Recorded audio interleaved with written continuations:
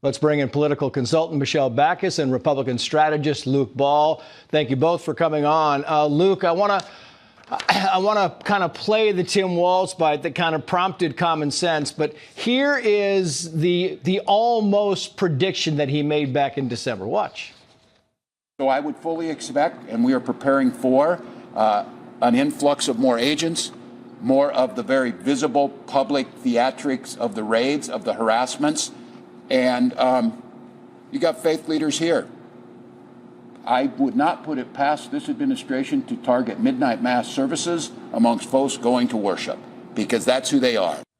Oh, they had a plan to go after, they're going to go after ICE in those churches, Luke, but nobody went after the protesters. Nobody, as the sheriff just told us, nobody showed up for the protesters they harassed these people. Sorry, Luke. Right. This is not just a mob that invaded that church. This is an organized cult. They worship at the altar of anarchy and chaos. That seems to be their whole religion. And the juxtaposition, the contrast between the parishioners who had a peace that passes all understanding on their countenance versus the anger that passes all logic on the faces of the people that invaded just blows me away. They seem to just be full of anger all the time. And lastly, I'd say the juxtaposition, too, between the people who are screaming for the Epstein files, but then will block a child sex predator from being arrested by ICE. You have the leaders in Minneapolis and Minnesota and across the nation saying this is the winter of love. And then we have these people in the streets rioting and beating up conservatives they disagree with. And Trace,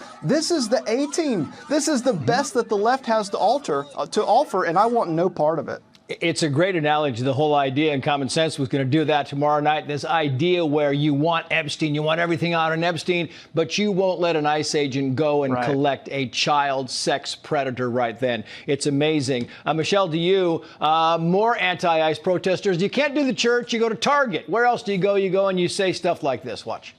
Abolish, abolish, abolish, abolish, abolish, abolish, till love has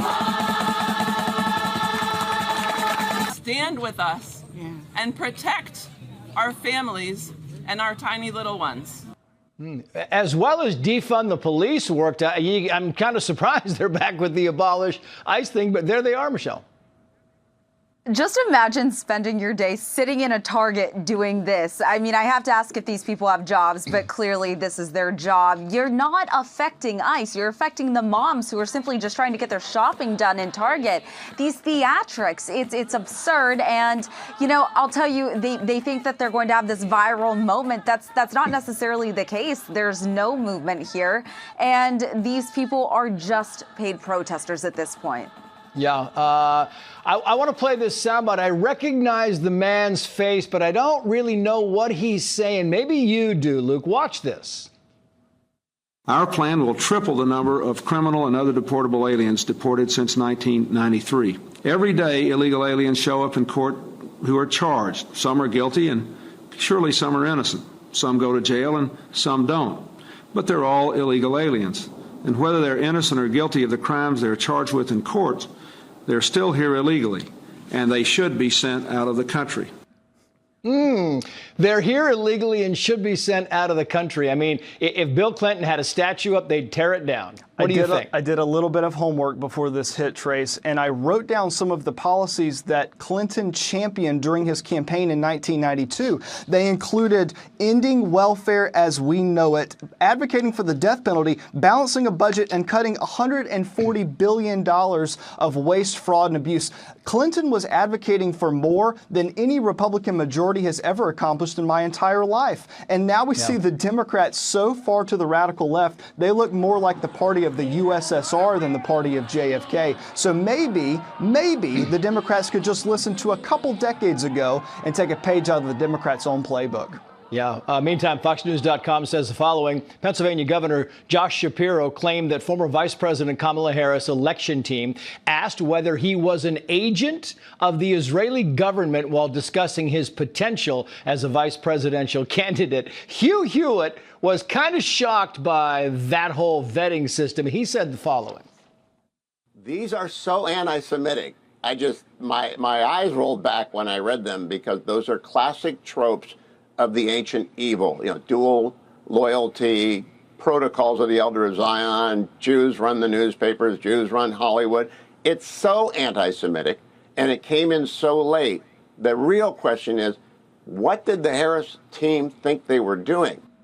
I was kind of baffled that Josh Shapiro is still a Democrat. Michelle, what do you think? I mean, if you look at how the Harris campaign ran this past year, it's very evident that they didn't know what they were doing. And if you look back at everything when they were debating between Shapiro, that was a big point of contention. My question is, how did you then settle on Walz? Did you ask him if he's an agent of the Somali government? Because that might have been a good thing to ask. Now we know that thing. But look, I think Shapiro is definitely eyeing up a 2028 bid there or something ahead. And I think you look at this book, it's a bit whiny, but it's also kind of insightful as to how the Harris campaign was operating behind the scenes. I'm somewhat shocked they asked that, but again, it was a whole mess. Michelle, Luke, thank you both.